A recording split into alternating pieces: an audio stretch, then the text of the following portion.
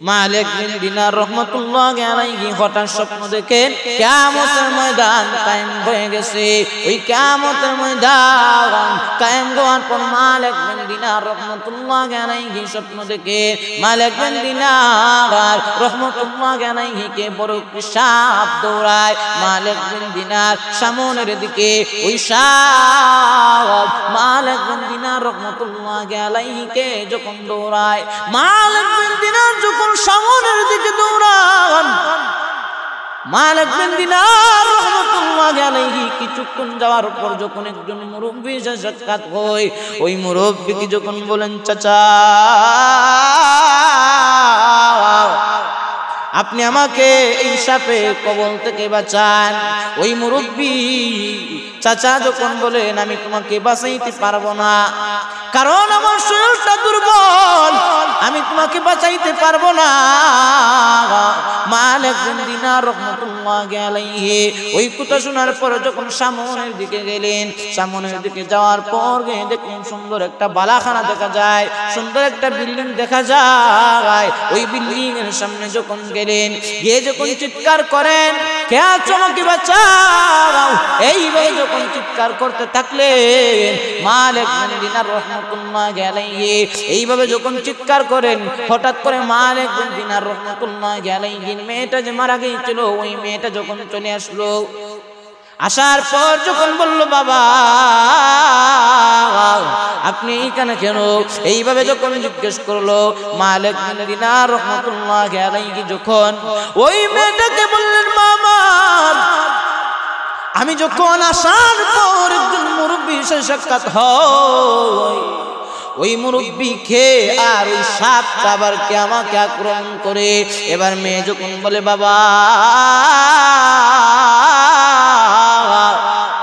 ওই যে মুরব্বি দেখছেন, ওই মুরব্বিটা হলো আপনার নেক আমল, আর ওই যে সাপ, ওই সাপটা হলো আপনার বদামল। আপনার নেক আমলটা বড় দুর্বল, আপনি যে আল্লাহ তাআলার ইবাদত করেন না, এজন্য আপনার নেক আমল দুর্বল, আপনার বদামল বড় শক্তিশালী, আজকে আপনার নেক আমল কোনো কাজে আসতেছে না। এইভাবে যখন বলার পর মালিক বিন দিনার রহমাতুল্লাহি আলাইহি ঘুম ভেঙে যায়। মালিক বিন দিনার রহমাতুল্লাহি আলাইহি ঘুম থেকে যখন উঠেন, উঠার পর কান্না শুরু করে দেন। মালিক বিন দিনার রহমাতুল্লাহি আলাইহি ঘুম থেকে উঠার পরে যখন কান্না শুরু করে দিলেন, ওই মালিক বিন দিনার রহমাতুল্লাহি আলাইহি পাক পবিত্র হয়ে মহান রব্বে কারীমের দরবারে কান্নাকাটি শুরু করে দিলেন। ভাইয়েরা আমার, কান্নাকাটি শুরু করে দেওয়ার পর মহান রব্বুল আলামিন এমন ভাবে মালিক বিন দিনার রহমাতুল্লাহি আলাইহি দোয়া এমন ভাবে কবুল করেছেন, ওই মালিক বিন দিনার রহমাতুল্লাহি আলাইহি কে মহান আল্লাহ রব্বুল আলামিন দিনের একজন খাঁটি ওলি হিসাবে কবুল করেছে। কুল ইয়া ইবাদিয়াল্লাযীনা আসরাফু আলা আনফুসিহিম, আল্লাহ রাব্বুল আলামিন বিশ্ব নবীকে বলেন, হে নবী আপনি আমার বান্দাদেরকে জানিয়ে দেন, কুল ইয়া ইবাদিয়াল্লাযীনা আসরাফু আলা আনফুসিহিম, আমার বান্দাদেরকে আপনি জানিয়ে দেন যারা নিজের নফসের উপর জুলুম করেছে, অন্যায় করেছে, তারা যেন আমার রহমত থেকে নিরাশ না হয়। লা তাকনাতু মির রাহমাতিল্লাহ, তারা যেন আমার রহমত থেকে নিরাশ না হয়। ইন্নাল্লাহা ইয়াগফিরুয যুনুবা জামিআ, আমি আল্লাহ রব্বুল আলামিন তাদের গুনাহকে maaf করে দিব। ইন্নাহু হুয়াল গফুরুর রহিম, আমি আল্লাহ রব্বুল আলামিন অত্যন্ত দয়াময়, অত্যন্ত দয়ালু। বিশ্ব নবীর জামানার মধ্যে একজন মহিলা, ওই মহিলা গ্রামের ভিতরে বাস করত। ওই মহিলা বিশ্ব নবীর কাছে যখন আসলো, ইয়া রাসূলুল্লাহ, ইয়া হাবিবাল্লাহ, ও আল্লাহর নবী আমার দ্বারা বড় অন্যায় হয়ে গেছে, আমি বড় গুনাহ করেছি, আমার দ্বারা অন্যায় হয়ে গেছে। আল্লাহ নবী যখন বলেন, এ মহিলা তুমি কি এমন অন্যায় করেছো, কি এমন অপরাধ করেছো? ওই মহিলা যখন বললেন, ইয়া রাসূলুল্লাহ, ইয়া হাবিবাল্লাহ, বললেন নবী আমি জিনা কাজের মধ্যে লিপ্ত হয়েছি, আমি গুনাহ করেছি, আমার গর্ভের মধ্যে একটা সন্তান। আল্লাহ নবী আমাকে আপনি ইসলামের আইন অনুযায়ী আপনি আমাকে শাস্তি দেন। আল্লাহর নবী যখন বললেন, মহিলা তোমাকে কোন শাস্তি দেওয়া যাবে না, কারণ তোমার গর্ভের মধ্যে একটা সন্তান। ভাইয়েরা আমার, ওই মহিলাকে যখন বললেন, হে মহিলা তুমি এখন চলে যাও, ওই সন্তানটা যখন দুনিয়ার মধ্যে আসবে, আসার পর দেখা যাবে, আসার পর তোমাকে শাস্তি দেওয়া হবে, এখন তুমি চলে যাও। ওই কথা বলার পর মহিলা এবার যখন চলে গেলেন, ভাইয়ারা আমার, কিছুদিন পর ওই মহিলার গর্ভ থেকে সন্তানটা আসলো। আসার পর ওই মহিলা বিশ্ব নবীর কাছে যখন আসলেন, ইয়া রাসূলুল্লাহ, ইয়া হাবিবাল্লাহ, আল্লাহর নবী আমার সন্তান হয়েছে, এখন আমাকে ইসলামের আইন অনুযায়ী আপনি আমাকে শাস্তি দিন। এই কথা বলার পর আল্লাহর নবী বললেন, মহিলা তোমাকে এখন শাস্তি দেওয়া যাবে না, কারণ ওই সন্তানটা ছোট, এখন তোমাকে শাস্তি দেওয়া এখন তোমাকে শাস্তি দেওয়া যাবে না। ওই কথা বলার পর আল্লাহর নবী বললেন, মহিলা ওই সন্তানটা যখন কিছু খাইতে অভ্যস্ত হবে তখন তোমাকে শাস্তি দেওয়া হবে, এখন তুমি চলে যাও। আবার ওই মহিলাটা যখন চলে গেলেন, কিছুদিন পর আবার যখন মহিলাটা আসলেন, ইয়া রাসূলুল্লাহ, ইয়া হাবিবাল্লাহ, ও আল্লাহর নবী আমাকে কোন শাস্তি দেন। ওই মহিলার যে ছেলেটা, ওই ছেলেটার হাতের মধ্যে একটা রুটি ছিল।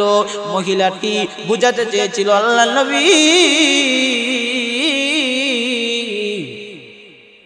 আমার সন্তান এখন রুটি খাইতে অভ্যস্ত হয়েছে, আমাকে আপনি ইসলামের আইন অনুযায়ী আপনি আমাকে শাস্তি দেন। ভাইয়েরা আমার, বিশ্ব নবীজি ওই মহিলাকে ইসলামের আইন অনুযায়ী রজম পাথর দ্বারা বিচার করেছেন। ভাইয়েরা আমার, শুধু তাই না, এমনিতে যখন বিশ্ব নবীজি জামানার মধ্যে আরেকজন সাহাবী, ওই সাহাবীর নাম দাহিয়াতুল কলবি রাদিয়াল্লাহু তাআলা আনহু। ওই দাহিয়াতুল কলবি বিশ্ব নবীর কাছে আসলেন, ইয়া রাসূলুল্লাহ, ইয়া হাবিবাল্লাহ, ও আল্লাহর নবী, বিশ্ব নবী রাহমাতুল লিল আলামিন নবী, আমাকে আপনি ইসলাম ধর্ম গ্রহণ করান, আমি ইসলাম ধর্ম গ্রহণ করব। এমনিতেই যখন বিশ্ব নবীজি সাহাবায়ে কেরামদের সামনে যখন দাহিয়াতুল কলবি খেয়ে ইসলাম ধর্ম গ্রহণ করাইলেন, ইসলাম ধর্ম গ্রহণ করার পর দাহিয়াতুল কলবি বার কান্না শুরু করে দিলেন। আল্লাহর নবী বললেন, হ্যাঁ দাহিয়াতুল কলবি, কেন তুমি কান্নাকাটি করো? তুমি ইসলাম ধর্ম গ্রহণ করেছো বলে কান্নাকাটি করোনি। এমনিতে যখন দাহিয়াতুল কলবি বলেন, ইয়া রাসূলুল্লাহ, ইয়া হাবিবাল্লাহ, ওগো নবী আমি ইসলাম ধর্ম গ্রহণ করেছি বলে কান্নাকাটি করি না। নবী গো, আমি যে যুগের মধ্যে বসবাস করতাম, আমি যে যুগের মধ্যে বসবাস করতাম, এই যুগটা ছিল জাহিলিয়াতের যুগ। এই যুগের মধ্যে বসবাস করতাম, আমি কত অন্যায় করেছি, কত অপরাধ করেছি। ভাইয়ারা আমার, মুসলমান ভাইয়ারা আমার, এমনিতে যখন ওই দাহিয়াতুল কলবি যখন কান্না শুরু করে দিলেন, আল্লাহর নবীকে বললেন, নবী আমি ইসলাম ধর্ম গ্রহণ করেছি, মহান আল্লাহ রব্বুল আলামিন আমাকে কি মাফ করবেননি? আল্লাহর নবী বলেন, দাহিয়া তুমি ইসলাম ধর্ম গ্রহণ করেছো, তোমাকে মহান রব্বুল আলামিন মাফ করে দিবেন। যে ব্যক্তি ইহুদি থেকে মুসলমানে পরিণত হয়, ওই ব্যক্তিকে মহান আল্লাহ রব্বুল আলামিন মাফ করে দেন। মুসলমান ভাইয়েরা আমার, ওই দাহিয়াতুল কালবি রাদিয়াল্লাহু তাআলা আনহু যখন বললেন, ইয়া রাসূলুল্লাহ, ইয়া হাবিবাল্লাহ, আমি এত অন্যায় করেছি, এত অপরাধ করেছি, তারপরেও দাহিয়াতুল কালবি রাদিয়াল্লাহু তাআলা আনহু যখন কান্না করেন, আল্লাহর নবী বলেন, দাহিয়া, তুমি কি অন্যায় করেছো আমাকে একটু বলো। দাহিয়াতুল কালবি রাদিয়াল্লাহু তাআলা আনহু যখন বলেন, ইয়া রাসূলুল্লাহ, ইয়া হাবিবাল্লাহ, আল্লাহর নবী, ওগো রাহমাতাল লিল আলামিন পয়গম্বর, আমি যে যুগের মধ্যে বসবাস করতাম, ও নবী আমার, আমি যে যুগের মধ্যে বসবাস করতাম, এই যুগটা ছিল জাহিলিয়াতের যুগ। ওই যুগের মধ্যে গো নবী আমি বসবাস করতাম। আমি কত আমার মেয়েকে হত্যা করেছি, আমার কন্যাদেরকে আমি জীবন্ত কবর দিয়েছি, কত অন্যায় করেছি। ও আল্লাহর নবী শুনেন, আমি যখন সিরিয়ার মধ্যে যাব, আমি যখন সফরের মধ্যে যাব, অনেক বছর লেগে যাবে। নবী আমার, আমি যখন সফরের মধ্যে যাব, আমি আমার বিবিকে বললাম, বিবি হে, ওই সময় আমার বিবি গর্ভ অবস্থায়, আমার বিবিকে বললাম, বিবি, তোমার গর্ভ থেকে যদি কোনো ছেলে সন্তান হয় তাহলে তুমি রাখবা, আর যদি মেয়ে সন্তান হয় তাহলে তুমি মেরে ফেলবা। ইয়া রাসূলুল্লাহ, ইয়া হাবিবাল্লাহ, আমার বিবিকে এই কথা বলার পরে যখন আমি সিরিয়ার মধ্যে যখন চলে যাই, আল্লাহর নবী ওই কথা বলার পর যখন আমি সিরিয়ার মধ্যে চলে যাই, সিরিয়া থেকে আসার পর, সফর থেকে আসার পর বাড়ির মধ্যে আসলাম, পূর্ণিমার চাঁদের মতো একটা সন্তান আমাকে, ইয়া আবাতি আইনা তাযহাবু বি, এইভাবে যখন আমার প্রাণপ্রিয় পিতা, ইয়া আবাতি আইনা তাযহাবু বিহি, ওইভাবে যখন আমার মেয়ে আমাকে বলিয়া, আবাতি আইনা তাযহাবু বি, আমার মেয়ে যখন বলে আব্বু আব্বু আব্বু বলে যখন আমাকে ডাকে, ইয়া রাসূলুল্লাহ, ইয়া হাবিবাল্লাহ, আল্লাহর নবী, বিশ্ব নবী রাহমাতাল লিল আলামিন, ওগো পয়গম্বর, ওই মেয়েটাকে দেখে আমি আর সহ্য করতে পারলাম না। কারণ জাহিলিয়াতের যুগের মধ্যে মেয়ে সন্তানদেরকে সম্মান দেওয়া হতো না, মেয়ে সন্তানদেরকে ইজ্জত দেওয়া হতো না। এজন্য এই মেয়েটাকে আমি হত্যা করেছি, এই মেয়েটাকে আমি জীবন্ত কবর দিয়েছি। ভাইরা আমার, ওই কথা বলার পর দাহিয়াতুল কালবিকে যখন নবী বলেন, হ্যাঁ দাহিয়া, তুমি কান্নাকাটি করো না, দাহিয়া তুমি কান্নাকাটি করো না, কারণ তোমাকে মহান রব্বুল আলামিন মাফ করে দিয়েছেন। এমনিতেই বিশ্ব নবীর কাছে যখন একজন ফেরেশতা আসলেন, আসার পর যখন বললেন, ইয়া রাসূলুল্লাহ, ইয়া হাবিবাল্লাহ, আল্লাহর নবী, দাহিয়াতুল কালবিকে মহান আল্লাহ রব্বুল আলামিন মাফ করে দিয়েছেন। কারণ হলো দাহিয়াতুল কালবি জাহিলিয়াতের যুগের মধ্যে কত অন্যায় করেছে, অপরাধ করেছে, এই অন্যায় উপর অনুতপ্ত হয়েছে, মহান রব্বুল আলামিনের কাছে চেয়েছে, এজন্য মহান রব্বুল আলামিন মাফ করে দিয়েছে। ভাইরা আমার, শুধু তাই না, এমনিতে যখন বিশ্ব নবীর জামানার মধ্যে দুইজন সাহাবী, একজন সাহাবীর নাম হলো সাইদ বিন আব্দুর রহমান, আর একজন সাহাবীর নাম হলো সালাবাতুল আনসারী রাদিয়াল্লাহু তাআলা আনহু। ওই সাইদ বিন আব্দুর রহমান রাদিয়াল্লাহু তাআলা আনহু বিশ্ব নবীর সাথে যখন তাবুক যুদ্ধের মধ্যে যাবেন, সাইদ বিন আব্দুর রহমান এবং সালাবাতুল আনসারী রাদিয়াল্লাহু তাআলা আনহুর মধ্যে ভাই ভাই বন্ধুত্ব সম্পর্ক ছিল।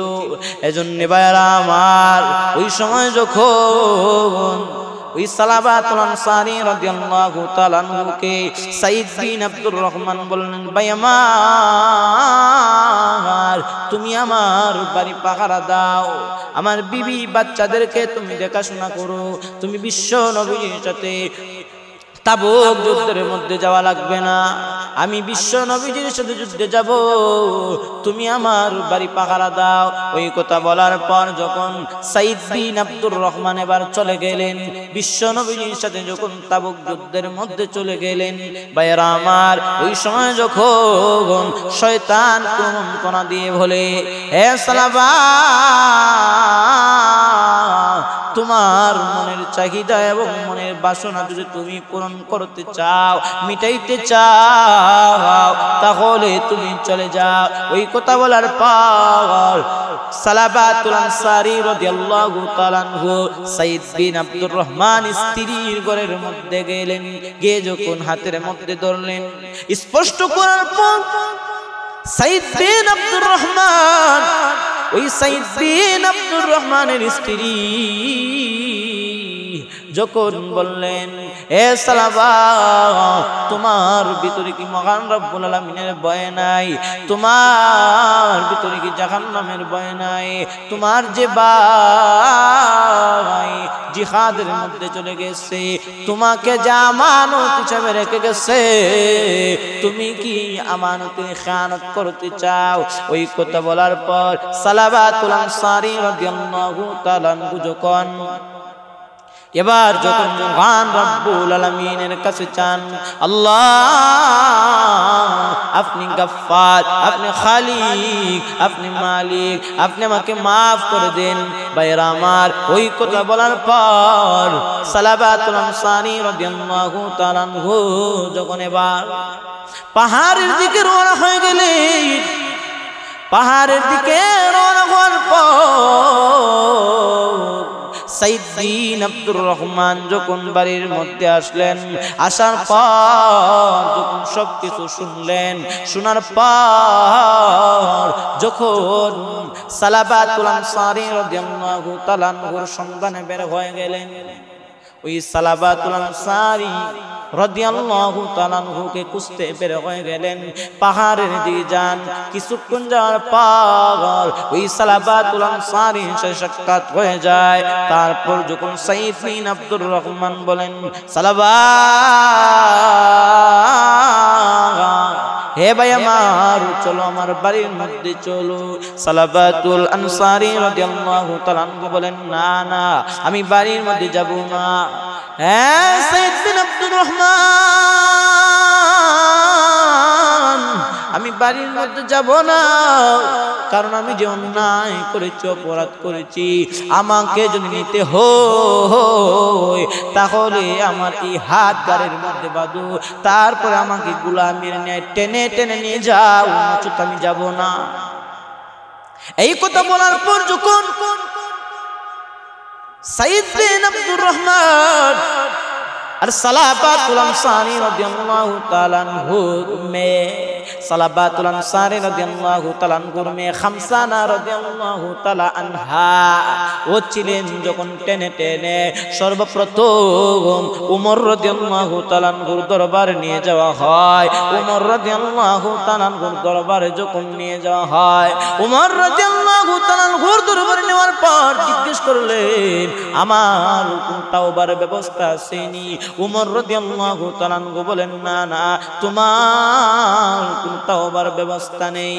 ভাইরা আমার, তারপর যখন আবু বকর রাদিয়াল্লাহু তাআলা আনহুর দরবারে নিয়ে যান, এইভাবে যখন সাহাবায়ে কেরামদের দরবারে নিয়ে যান, ফিরে ফিরে আসেন, এবার যখন সালাবাতুল আনসারী রাদিয়াল্লাহু তাআলা আনহুর সালাবাতুল আনসারী রাদিয়াল্লাহু তাআলা আনহু এবার যখন বলেন, হে ভাই আমার, আমাকে তুমি বিশ্ব নবীজির দরবারে নিয়ে যাও। আমার মনে হয় বিশ্ব নবীজির দরবারে যদি আমাকে নিয়ে যাওয়া হয় তাহলে মনে হয় আমার তাওবার কোন ব্যবস্থা হয়ে যাবে। এজন্য ভাই আর আমার বলতেছিলাম, মহান রব্বুল আলামিনের কাছে তাওবা করতে হবে কাজ করে।